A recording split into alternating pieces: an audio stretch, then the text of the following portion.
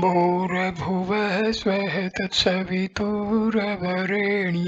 भर्गो देवस्य धीमहि धियो यो नः प्रचोदयात्। ॐ शान्ति शान्ति शान्तिः. Namaste, my dear friends.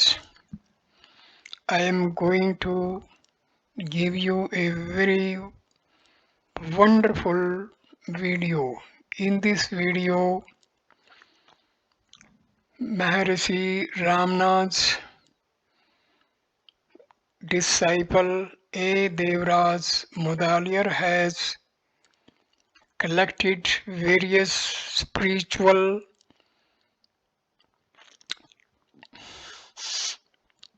subjects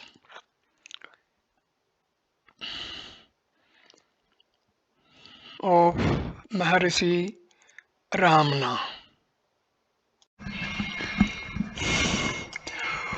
ॐ भूर्भुवः स्वः तत्सवितुर्वरेण्यं भर्गो देवस्य धीमहि धियो यो नः प्रचोदयात्. ॐ शान्ति शान्ति शान्तिः. Namaste, my dear friends. This is video number 2 on the gems from Sri Ramana Maharshi.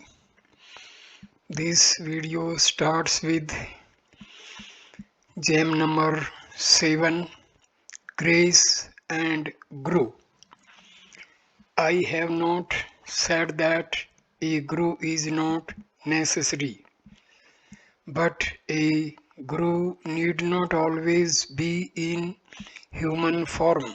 First, a person thinks that he is inferior and that there is a superior, all-knowing, all-powerful God who controls his own and the world's destiny and worships him or does bhakti. When he reaches a certain stage and becomes fit for enlightenment, the same God whom he was worshipping comes as a guru and leads him onward. That guru comes only to tell him that God is within yourself. Dive within and realize God, guru, and the self are the same. Realization is the result of the Master's Guru's grace. More than teachings, lectures, meditations, etc., they are only secondary aids, whereas the former is the primary and essential cause. Guru's grace is always there. You imagine it to be something somewhere high up in the sky, far away, and which has to descend. It is really inside you, in your heart, and the moment by any of the methods you effect subsidence or merger of the mind into its source, the grace rushes forth, spouting us from a spring from within you. Contact with Gyanis is good. They will work through silence. A guru is not the physical form, hence his contact remains even after the physical form of the guru vanishes. After your bhakti to God has matured you, God comes in the shape of a guru and from outside pushes your mind inside. While being inside as self, he draws you there from within. Such a guru is needed generally, though not for very rare and advanced souls. One can go to another guru after one's guru passes away. But after all, gurus are one, as none of them are the form. Mental contract is always the best. Satsang means association with Sat or reality. One who knows or has realized Sat is also regarded as Sat.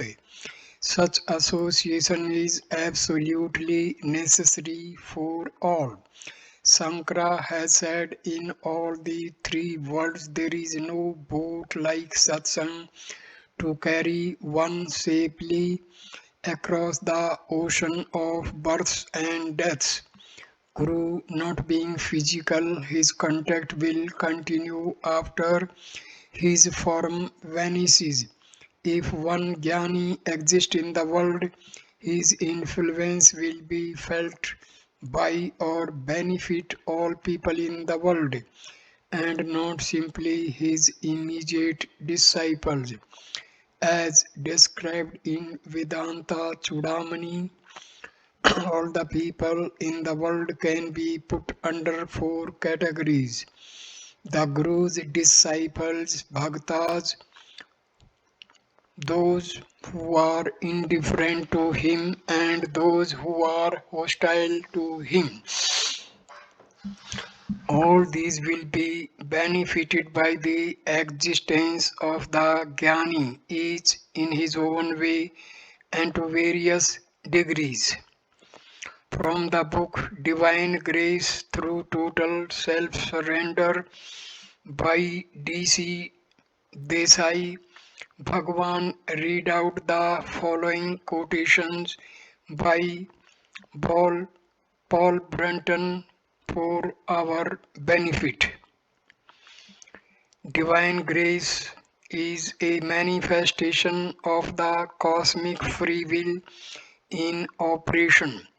It can alter the course of events in a mysterious manner through its own unknown laws, which are superior to all natural laws and can modify the latter by interaction. It is the most powerful force in the universe. It descends and acts only when it is invoked by total self surrender. It acts from within because God resides in the heart of all beings. Its whisper can be heard only in a mind purified by self surrender and prayer. Rationalists laugh at it and atheists scorn it, but it exists. It is a descent of God into the soul's zone of awareness. It is a visitation of force unexpected and unpredictable. Predictable. It is a voice spoken out of cosmic silence. It is cosmic will which can perform authentic miracles under its own laws. In truth, God and the Guru are not different. Just as the prey which has fallen into the jaws of a tiger has no escape, so those who have come within the ambit of the Guru's gracious look will be saved by the Guru and will not get lost. Yet each one should by his own effort pursue the path shown by Guru and gain release. Each seeker after God should be allowed to go his own way, the way for which he alone may be built, meant it will not do to convert him to another path by violence. The Guru will go with the disciple in his own path and then gradually turn him onto the supreme path at the ripe moment. Suppose a car is going at Top speed to stop it at once or to turn it at once would be attended with disastrous consequences.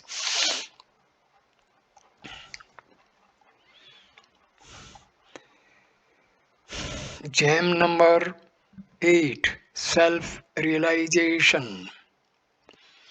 The state we call realization is simply being oneself, not knowing anything or becoming anything.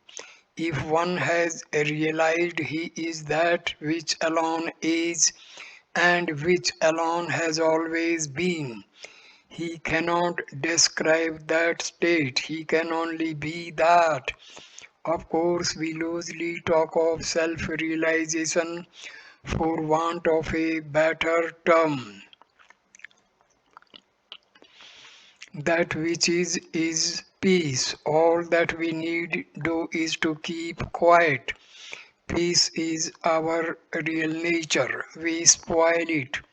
What is required is that we cease to spoil it. For instance, there is space in a hall room. We are not going to create space anew. We fill up the place with various articles.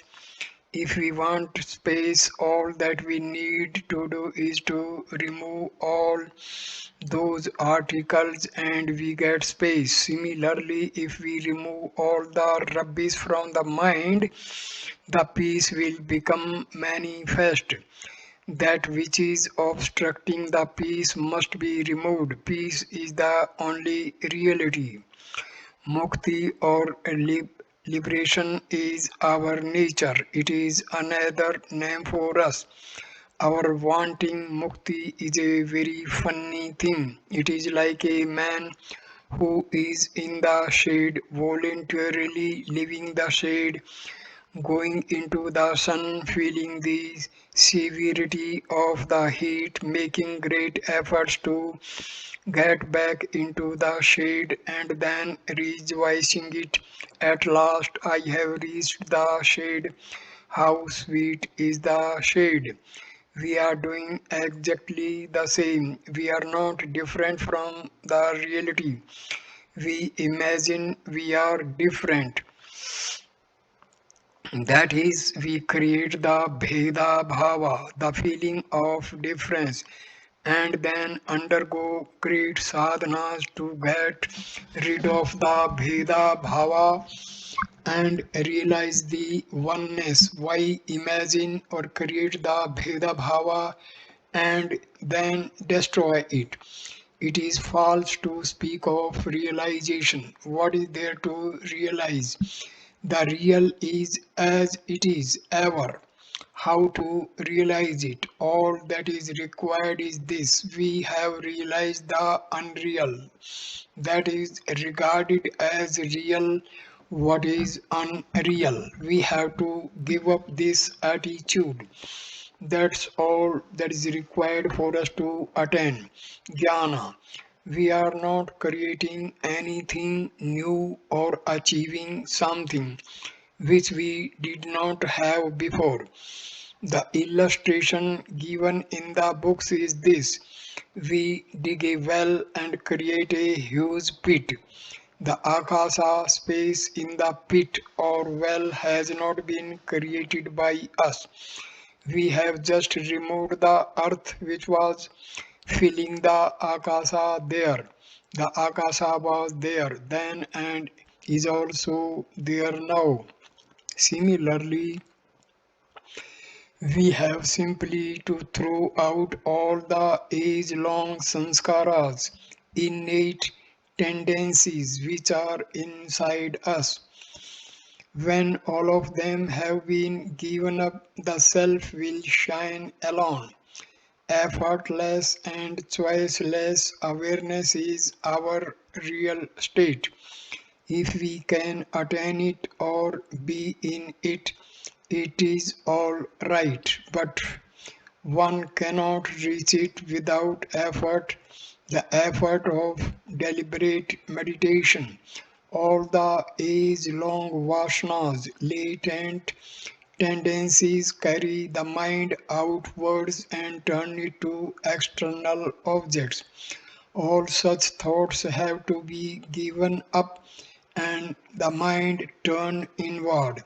For most people, effort is necessary. Of course, every book says, Summa iru, be quiet or still, but it is not easy. That is why all this effort is necessary. Even if you find one who has effortlessly achieved the mona silence or supreme state indicated by, you may take it that the effort necessary has already been completed in a previous life. Such effortless and choiceless awareness is reached only after deliberate meditation. The books no doubt speak of sarvana, hearing, manana, reflection, nididhyasana, one pointed concentration, samadhi, and saksatkaram, realization. We are always the sakshat, real, and what is therefore one to attain karam after that. We call this world sakshat or pratyaksha, directly present. What is changing, what appears and disappears, what is not sakshat, we regard as sakshat. We are always and nothing can be more directly present than we, and about that we say we have to attain saksatkaram. After all these sadhanas, nothing can be more strange than this. The self is not attained by doing anything other than remaining still and being as we are. We say that what we see with the eyes alone is pratyaksha. There must first be the seer before anything could be seen. You are yourself the eye that sees, andha mila kan, the infinite eye referred to in the Ulladu Narpadu reality in 40 verses. People are afraid that when the ego or the mind is killed, the result may be a mere blank and not happiness. What really happens is that the thinker, the object of thought, and thinking all merges into the one source which is consciousness and bliss itself, and thus that state is neither inert nor blank. I do not understand why people should be afraid of that state in which all thoughts cease to exist and the mind is killed. Every day they experience that state in sleep. There is no mind or thought in sleep. Yet when one rises from sleep, one says, I slept happily. Sleep is so dear to everyone that no one prince or beggar can do without it. When we have vikalpas, false concepts, and are trying to give them up, that is when we are still not perfected, but have to make conscious effort to keep the mind one pointed or free from thought. It is nirvikalpa samadhi. When through practice we are always in that state, not going into samadhi and coming out again, that is the sahaja natural state. In sahaja, one always sees oneself. He sees the Jagat world as Savrupa, reality or Brahmakara, form of Brahma. Eventually, what was once the means becomes itself the goal. Whatever method one follows, dhyana, meditation, jnana, bhakti, and samadhi, are all names for ourselves, for our real state. Knowing one's self is only being one's self, as there is no second existence. This is self realization. You may go on reading any number of books on Vedanta, they can only tell you realize the self. The self cannot be found in books. You have to find it from yourself in yourself. The Lord whose home is the interior of the heart lotus and who shines there as I is extolled as the Lord of the cave. If by force of practice the feeling I am He, I am the Lord of the cave, Guhesha becomes firmly established, as firmly as your present notion that you are the ego is established in the body, and thus you stand forth as the Lord of the cave. The illusion that you are the perishable body will vanish like darkness before the rising sun. The true karma, yoga, bhakti, or jnana consist in finding out who it is that does the karma or seeks reunion through yoga or feels separation from his Lord or is in ignorance. All these do not exist without the I. So to remain as the I is the truth. If we regard ourselves as the doers of the action, we shall also be the enjoyers of the fruits of such action. If by inquiring who does these actions one realizes one's self, the sense that one is the doer vanishes, and with it all the three kinds of karma, which sanchita, agamya, and prarabdha. This is the state of eternal mukti or liberation. Our real nature is mukti, but we imagine that we are bound and are making strenuous attempts to become free while we are all the time free. This will be understood only when we reach that state. We will be surprised that we were frantically trying to attain something which we have always been and are. An illustration will make this clear. A man goes to sleep in this hall. He dreams he has gone on a world tour, is roaming over hill and dale, forest and country, desert and sea, across various continents. And after many years of weary and strenuous travel, returns to this country, reaches Tiruvannamalai, enters the ashram, and walks into the hall. Just at that moment he wakes up and finds he has not moved an inch but was sleeping where he lay down. He has not returned to the hall after great efforts but is and always has been in the hall. It is exactly like that. If it is asked why being free we imagine we are bound, I answer why being in the hall did you imagine you were on a world adventure crossing hill and dale, desert and sea. It is all mind or maya. The dyads or the pairs of opposites such as pleasure and pain and the triads or such differences as the knower, the known, and the process of knowing depend on one thing, the ego.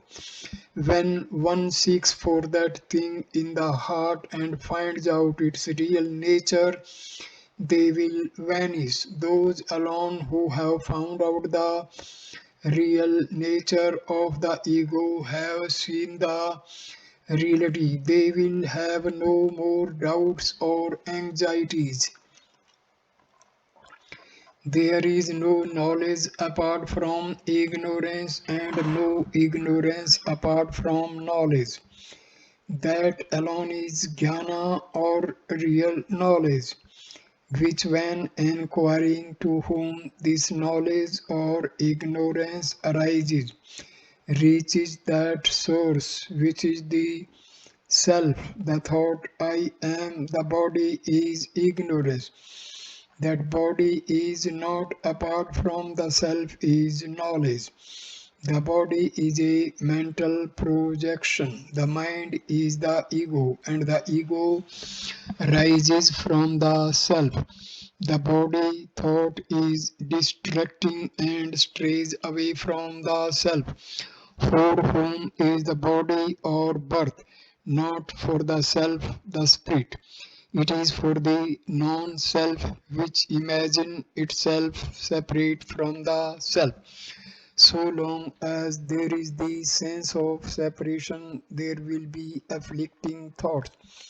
If the original source is regained and the sense of separation ends, there is peace. A stone picked up from its place and thrown up into the sky has no rest till it comes back to earth. The waters of the sea evaporating and rising into the sky as clouds find no rest till they come back as rain and finally rush back to the sea. The ego can have peace only when it merges back into its source, the self. Seeing God in any form and speaking to Him is as real as your own reality. In other words, when you identify yourself with the body, in the waking state you see gross objects, when in the subtle body, the mental plane as in dream, you see objects equally subtle in the absence of all identification, as in dreamless sleep you see nothing. The objects seen bear a relation to the state of the seer. The same applies to visions of gods. By long practice, the figure of God as meditated upon appears in dream and may later appear even in the waking state. There was a saint by the name Namdev. He could see, talk and play with Vithoba, the god of Pandharpur. God had to teach him that was not enough and one must press on further and realize the self where seer and seen are one. Vision of Shiva. Vision is always of an object that implies the existence of a subject. The value of the vision is the same as that of the seer. The nature of the vision is on the same plane as that of the seer. Appearance implies disappearance as well.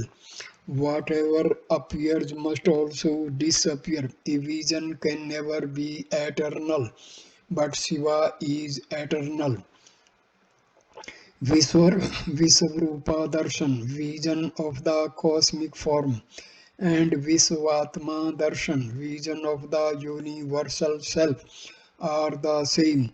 Such darshan is not by eyesight or in any gross fashion. As there is only being, without a second, anything seen cannot be real.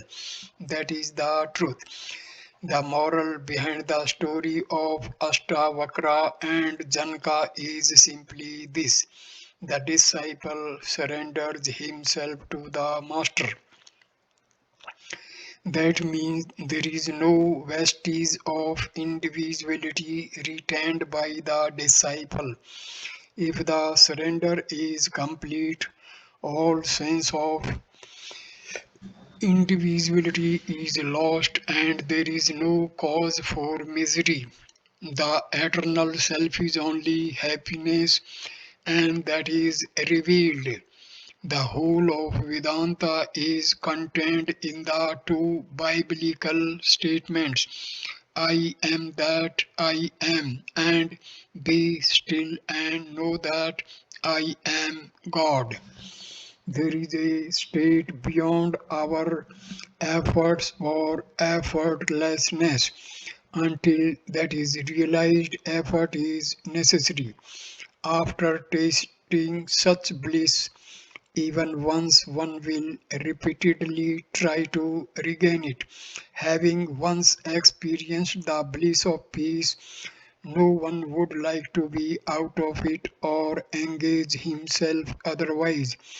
It is as difficult for a Gyani to engage in thoughts, as it is for an Agyani to be free from thought. Any kind of activity does not affect a Gyani. He remains ever in eternal peace. Ishta Devta, deity of one's choice, and Guru are aids, very powerful aids on this path. But for an aid to be effective requires your effort also. Your effort is a sine qua non. It is you who should see the sun. Can spectacles and the sun see for you? You yourself have to see your true nature. Not much aid is required for doing it. First one sees the self as object, then one sees the self as void, and then one sees the self as the self. Only in this last case is there no seeing because seeing is becoming. The more we control thought, activity, and food, the more we will be able to control sleep. But moderation ought to be the rule for the sadhak aspirant, as explained in the Gita. As explained in the Gita, sleep is the first obstacle for all sadhakas. The second obstacle is said to be vikshepa, or the sense objects of the world which divert one's attention. The third is said to be kashya, or thoughts about previous experiences with sense objects. The fourth, ananda, bliss, is also called an obstacle because in that state a feeling of separation from the source of Ananda, making the enjoyer say, I am enjoying Ananda is present. Even this has to be surmounted, and the final stage of Samadhana or Samadhi has to be reached, where one becomes Ananda or one with the reality and the divinity of enjoyer, and enjoyment ceases in the ocean of Satchit Ananda, existence, consciousness, bliss, or the self. The power of a Gyani's self realization is more powerful than all occult powers. To the Gyani, there are no others. But what is the highest benefit that can be conferred on others, as we call them? It is happiness. Happiness is born of peace. Peace can reign only when there is no disturbance by thought. When the mind has been annihilated, there will be perfect peace. As there is no mind, the Jnani cannot be aware of other. But the mere fact of his self realization is itself enough to make all other peaceful and happy. The following extract from a letter of the poet Tennyson to BP, blood was read out in Bhagwan's presence, a kind of waking trance I have frequently had quite up from the boyhood when I have been all alone. This has generally come upon me through repeating my own name 2 or 3 times to myself, silently till all at once, as it were out of the intensity of consciousness of individuality. The individuality itself seemed to dissolve and fade away into boundless being, and this not a confused state, but the clearest of the clearest, the surest of the surest, the weirdest of the weirdest, utterly beyond words, where death was an almost laughable impossibility, the loss of personality, if so it were, seeming no extinction but only true life. Bhagwan said that state is called abidance in the self. Gem number 9, heart. In the center of the cavity of the heart, the soul of Brahma shines by itself as the Atma, self, in the feeling of I. Reach the heart by diving within yourself, either with control of breath or with thought concentrated on the quest of the self. You will thus get fixed in the self. I have been saying all along that the heart center is on the right side, learned even when learned men differed from me. I speak from experience. I knew it even in my home during my trances, samadhi. Again, during the incident recorded in self realization, I had a very clear vision and experience.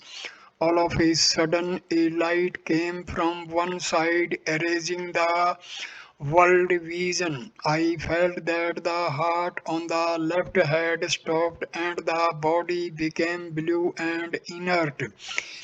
Vasudeva Shastri embraced the body and wept over my death.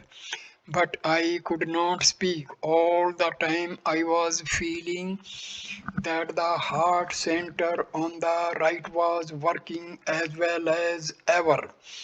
This state lasted 15 or 20 minutes. Then suddenly something shot out from the right to the left like a rocket bursting into the sky. The blood resumed circulation and the normal condition of the body was restored. The entire universe is condensed in the body and the entire body in the heart. Thus, the heart is the nucleus of the whole universe. This world is not other than the mind. The mind is not other than the heart. That is the whole truth. The source is a point without any dimensions. It expands as the cosmos on the one hand and as infinite bliss on the other. That point is the pivot form. It is single Vasana starts and expands as the experiencer. I, the experience and the experienced the world. To Rama, who questioned Vasishtha, which is that big mirror in which all these are mere reflections. What is the heart of all souls or creatures in this universe? Vasishtha replied, all creatures in this universe have two kinds of hearts, one to be taken note of and the other ignored. Here their respective traits. The one to be ignored is the physical organ called the heart, which is situated in the chest as a part of the perishable body. The one to be taken note of it is the heart, which is of the nature of consciousness. It is both inside and outside us and has neither an inside nor an outside. This is the really important heart. It is the mirror which holds all reflections. It is the basis and source of all objects and all kinds of wealth. Therefore, it is only that consciousness which is the heart of all, not that organ, a small part of the body which is insentient like a stone and perishable. So one can achieve the eradication of all desires and control of breath by the practice of merging the mind in the heart, which is pure consciousness. Concentrating one's thoughts solely on the self will lead to happiness or bliss. Drawing in the thoughts, restraining them, and preventing them from going out, what is called vairagya. Fixing them in the self is sadhana or abhyasa practice. Concentrating on the heart is the same as concentrating on the self. The heart is another name for the self. The self is the heart. The heart is self luminous. Light arises from the heart and reaches the brain, which is the seat of the mind.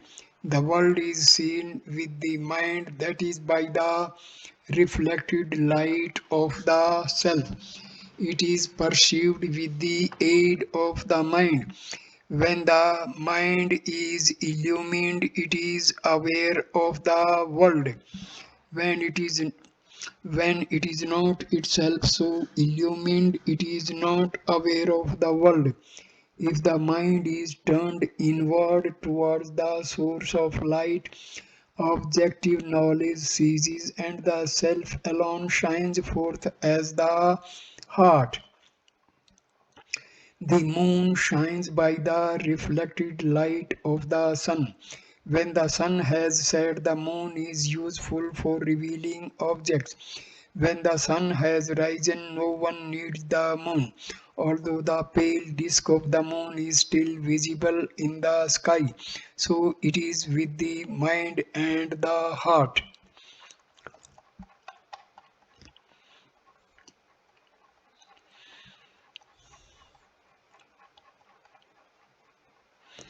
Jam number 10, Renunciation. When asked how does a grihastha householder fare in the scheme of moksha liberation, Bhagwan said, why do you think you are a grihastha? If you go out as a sannyasi ascetic, a similar thought that you are a sannyasi will haunt you. Whether you continue in the household or renounce it and go to the forest, your mind goes with you. The ego is the source of all thought. It creates the body and the world and makes you think you are a grihastha. If you renounce the world, it will only substitute the thought sannyasi for grihastha and the environments of the forest for those of the household. But the mental obstacles will still be there. They even increase in the new surroundings. There is no help in a change of environment. The obstacle is the mind. It must be got over whether at home or in the forest. If you can do it in the forest, why not at home? Therefore, why change your environment? Your efforts can be made even now. in whatever environment you are now. The environment will never change according to your desire. If objects have an independent existence, that is, if they exist anywhere apart from you, then it may be possible for you to go away from them, but they do not exist apart from you. They owe their existence to you, your thoughts. So, where can you go to escape them? Where can you go? Fleeing from the world or objects. They are like the shadow of man, which the man cannot flee from. There is a funny story of a man who wanted to bury his shadow. He dug a deep pit and seeing his shadow at the bottom was glad he could bury it so deep. He went on filling the pit, and when he had completely filled it up, he was surprised and disappointed to find the shadow on the top. Even so, the objects or thoughts of them will always with you until you realize the self. Why should your occupation or duties in life interfere with your spiritual effort? For instance, there is a difference between your activities at home and in the office. In your office activities, you are detached, and so long as you do your duty, you do not care what happens or whether it results in gain or loss to the employer. But your duties at home are performed with attachment, and you are all the time anxious as to whether they will bring advantage or disadvantage to you and your family. It is possible to perform all the activities of life with detachment and regard only the self as real. It is wrong to suppose that if one is fixed in the self, one's duties in life will not be performed properly. It is like an actor, he dresses, acts, and even feels the part he is playing, but he knows that he is really not that character but someone else in real life. In the same way, why should the body consciousness or the feeling I am the body disturb you once you know for certain that you are not the body but the self? Nothing that the body does should shake you from abidance in the self. Such abidance will never interfere with the proper and effective discharge of whatever duties the body has, any more than the actor's being aware of his real status in life interferes with his acting a part of the on the stage. Renunciation is always in the mind, not in going to the forest or solitary places or giving up one's duties. The main thing is to see that the mind does not turn outward but inward. It does not really rest with a man whether he goes to this place or that, or whether he gives up his duties or not. All that happens according to destiny. All the activities that the body is to go through are determined when it first comes into existence. It does not rest with you to accept or reject them. The only freedom you have is to turn your mind inward and renounce activities there. Nobody can say why that freedom alone and no other freedom is left to man. That is the divine scheme. Giving up activities means giving up attachment to activities or the fruits thereof. Giving up the notion I am the doer. The activities which this body is destined to perform will have to be gone through. There is no question of giving up such activities, whether one likes it or not. If one remains fixed in the self, the activities will still go on and their success will not be affected. One should not have the idea that one is the doer. The activities will still go on. That force, by whatever name you call it, which brought the body into existence, will see to it that the activities which this body is meant to go through are brought about. If the passions are something external to us, we can take arms and ammunition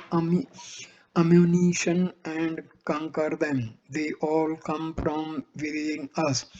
If by looking into the source whence they come, we prevent their coming up and we shall conquer them. It is the world and the objects in it that arouse our passions.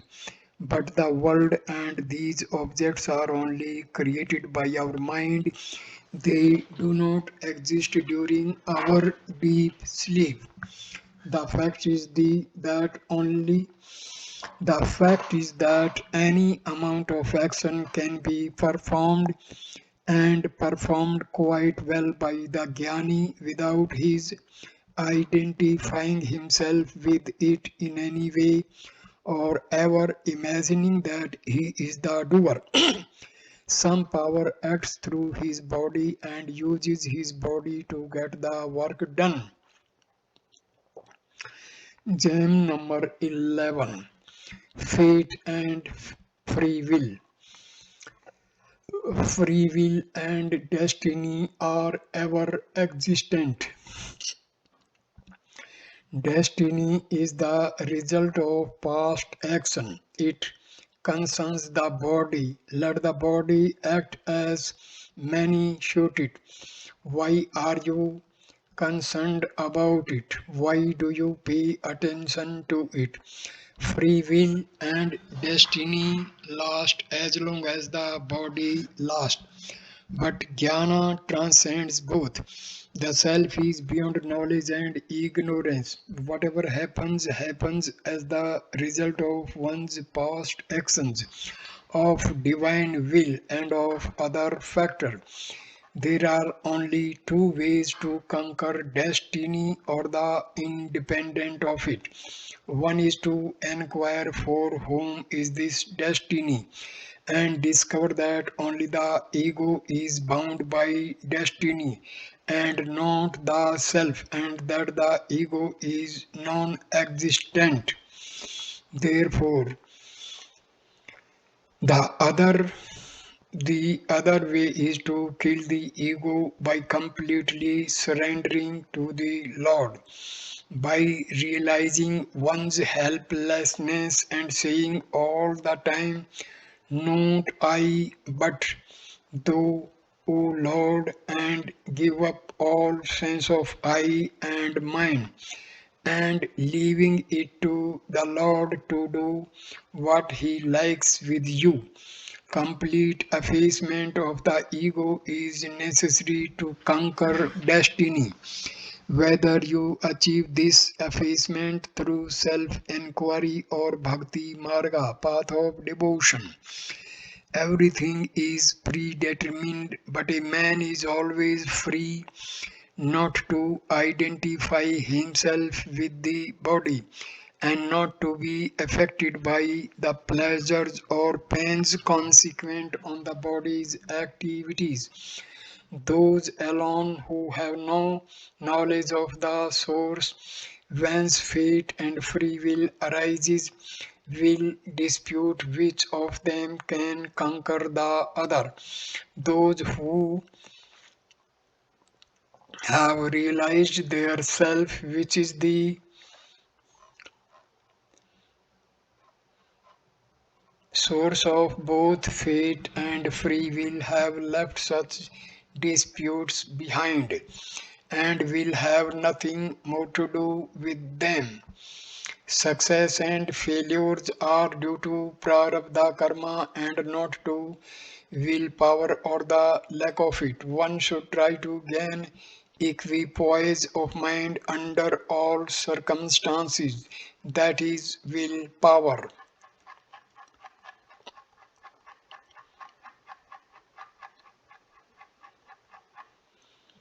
Jam number 12. Gyani. A Gyani has attained liberation even while alive here and now. It is immaterial to him as to how, where, and when he leaves the body. Some Gyanis may appear to suffer, others may be in samadhi, still others may disappear from sight before death. But that makes no difference to their jnana. Such suffering is only apparent, seeming real to the onlooker, but not felt by the jnani, for he has already transcended the mistaken identity of the self with the body. The Gyani does not think he is the body. He does not even see the body. He sees only the self in the body. If the body is not there but only the self, the question of its disappearing in any form does not arise. It looks, it is mentioned that the greatest malady we have is the body, the bhava disease of birth, and if one takes medicine to strengthen and prolong its life, it is like a man taking medicine to perpetuate his disease. A Sanskrit verse in Canto 11 of the Bhagavata says, the body is not real, impermanent, whether it is at rest or moves about, and whether by reason of prarabdha it clings to him or falls off from him. The self-realized Siddha is not aware of it, even as the drunken man blinded by intoxication is unaware of whether his cloth is on his body or not. Illustrations are given in the books as to how a Gyani who is in the Sahaja state and who always sees only the self can move about and live in the world like everyone else.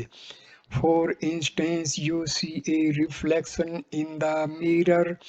You know the mirror to be the reality and the picture in it a mere reflection. In order to see the mirror, is it necessary that one should cease to see the reflection in it? Or again, take the screen illustration.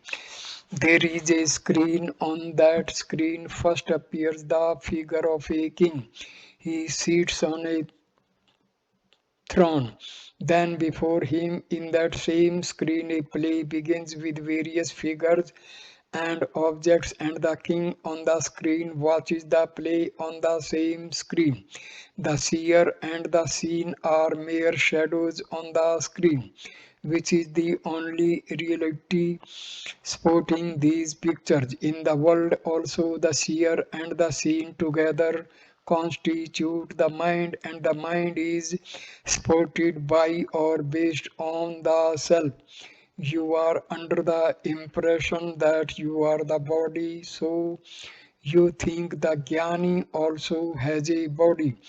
Does the Gyani say he has a body? He may look to you as having a body and doing things with the body as others do. The burnt rope still looks like a rope, but it cannot serve as a rope if you try to bind anything with it. As long as one identifies oneself with the body, all this is difficult to understand. Examine all the different kinds of states. Take hold of that state which alone is the supreme and true one, and engage yourself in action in the world, regarding your life there as mere sport.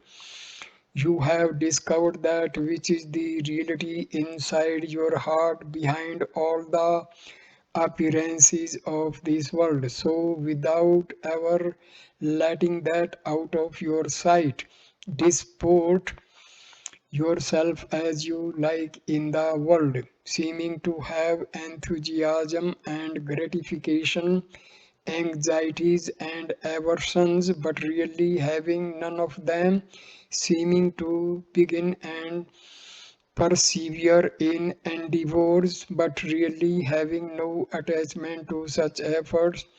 Engage yourself in the affairs of the world without any detriment to yourself, freeing yourself from all sorts of bonds, maintaining the same equanimity, and doing work externally in conformity with the environment in which you find yourself. Dispose yourself as you like in the world. He whose mind is not attached to any desires does know action in reality. Though his body may act, he is like one who hears a story with his mind elsewhere. Similarly, the man whose mind is full of desires is really acting, though his body may be actionless. A man may be sleeping here with his body inert, and yet he may be climbing hills and falling from them in dream at the same time. It is all the same to one who is fast asleep in a cart, whether the cart moves or stops, with the bulls left yoked or unyoked. Similarly, for the Gyani, who has gone to sleep in the cart of his physical body, it does not matter whether he works or is in deep meditation, samadhi, or is asleep. The statement that the Gyani retains prarabdha while free from sanchita and agamya karmas is only a formal answer to the questions of the ignorant. Of several wives, none escapes widowhood when the husband dies. Even so, when the doer goes, all three karmas vanish. The non-action of the sage is really unceasing activity. His characteristic is eternal and intense activity. His stillness is like the apparent stillness of a very fast rotating top. Its extreme speed cannot be followed by the eye, and so it appears to be still. This must be explained as people generally mistake the stillness of the stage for alertness. Three kinds of karmas are prarabdha, being that portion of one's past karma to be worked out in the present body. Sanchita, being the outstanding balance of past karma, and agamaya, being the karma that will bear fruit in future births. Gem number 13, miscellaneous.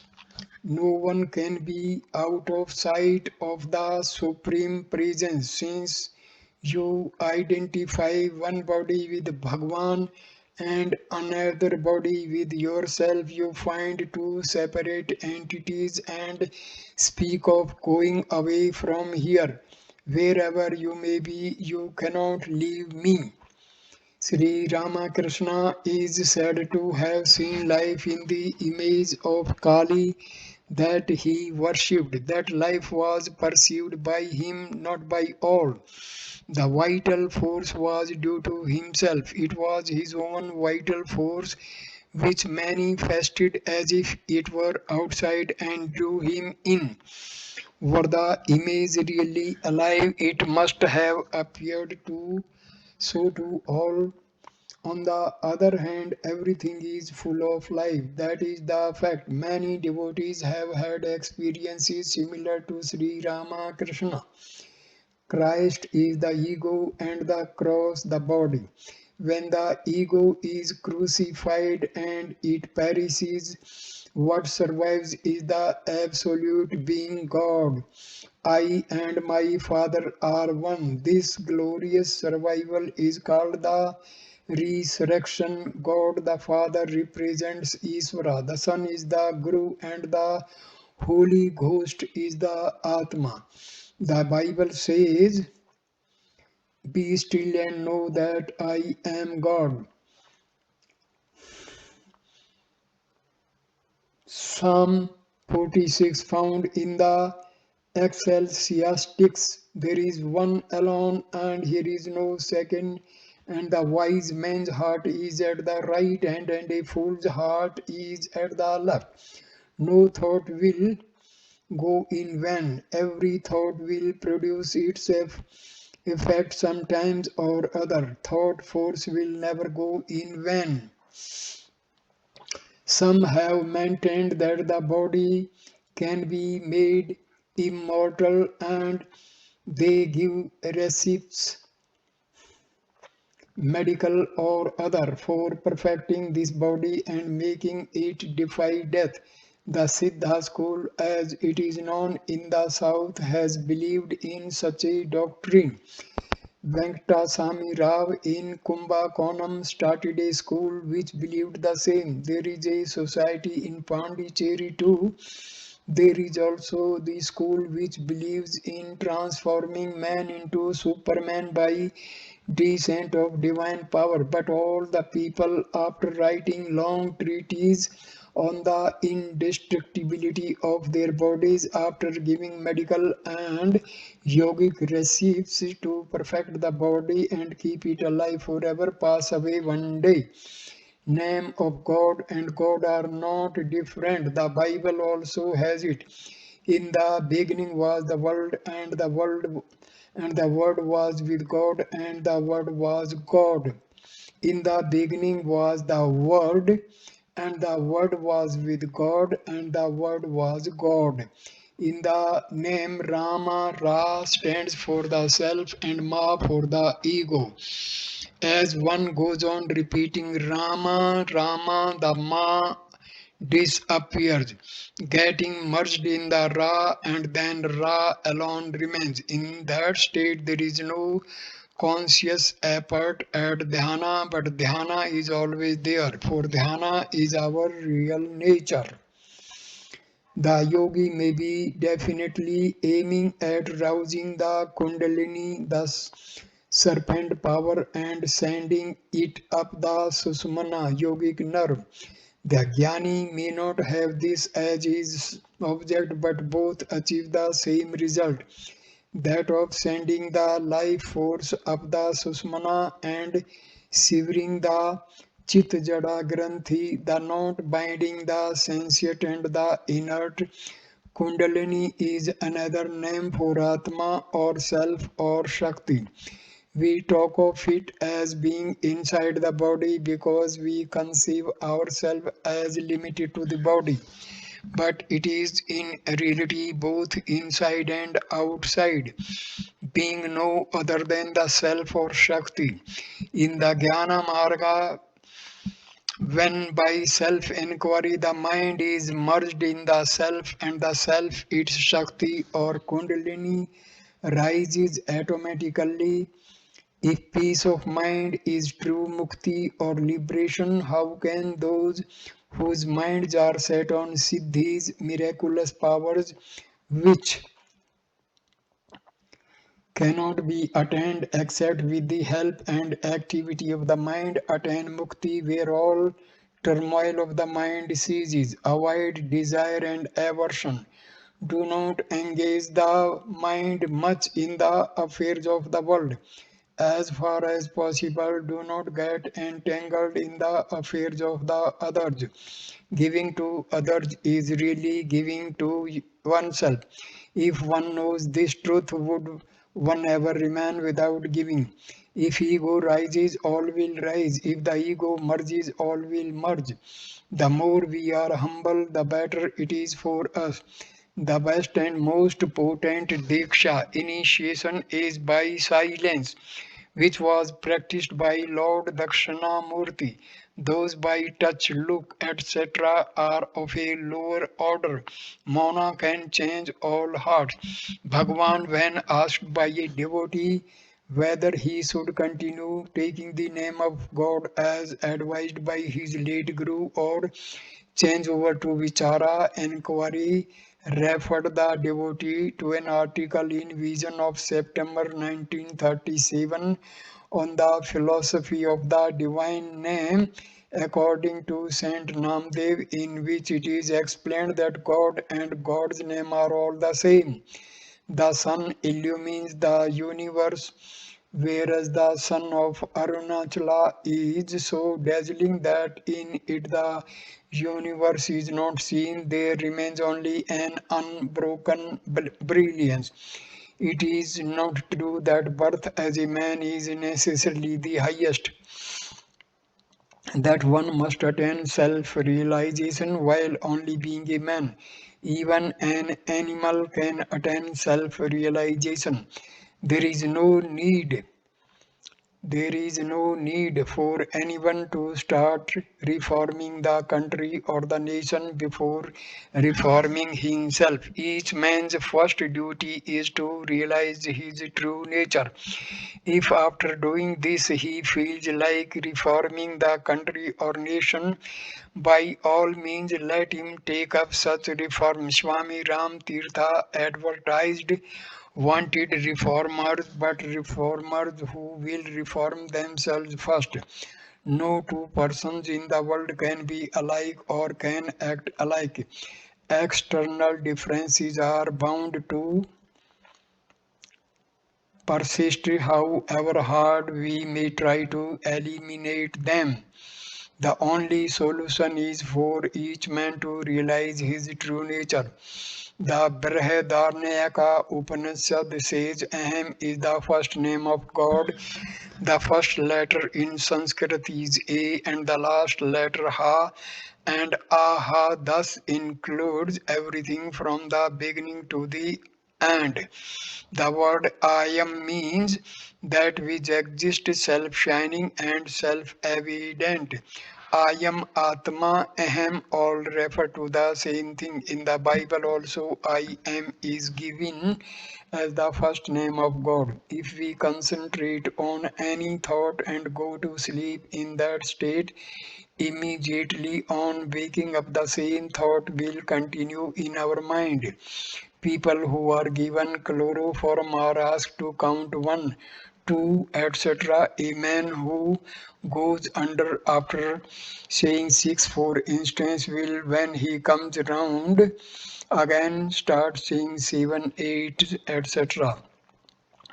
When I lay down with limbs outstretched and mentally enacted the death scene and realized that the body would be taken and cre- cremated and yet I would live, some force, call it Atmic power or anything else, rose within me and took possession of me. With that, I was reborn and I became a new man. I became indifferent to everything afterwards, having neither likes nor dislikes. From silence came thought, from the thought the ego, and from ego speech. So if speech is effective, how much more so must be its source.